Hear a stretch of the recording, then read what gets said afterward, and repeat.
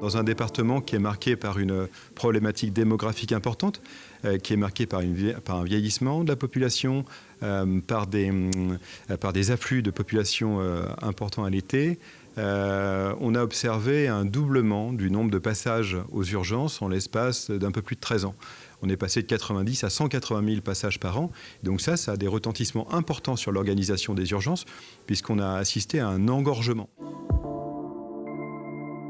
L'idée du SAS, c'est de pouvoir assurer un meilleur tri au niveau des urgences. Et donc, on a pris le parti, avec l'ensemble des acteurs, avec les acteurs hospitaliers, avec les acteurs de ville, de renforcer la régulation.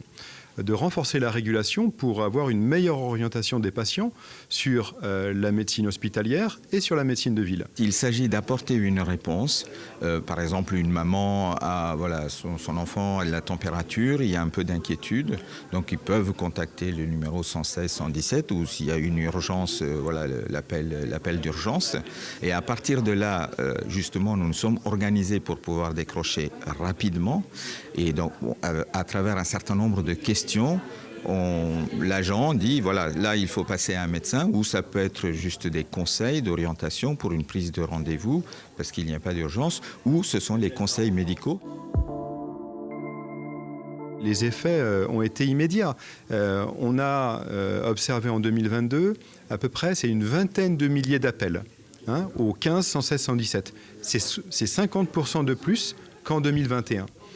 Et la moitié des appels qui sont passés au 116 117 se traduisent par des conseils médicaux. Et donc des conseils médicaux, c'est autant d'admissions aux urgences en moins. Donc c'est autant de pression au niveau des 7 structures d'urgence dont dispose le département en moins.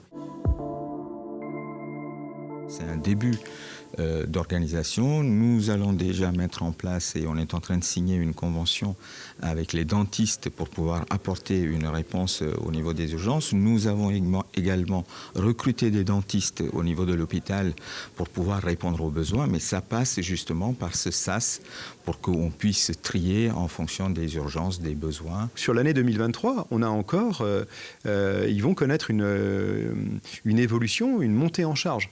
Donc, si vous voulez, à partir du moment où on a connu un été 2022 qui n'a pas posé de difficultés outre mesure, je ne vois pas pourquoi on nourrirait d'inquiétude outre mesure sur l'été à venir.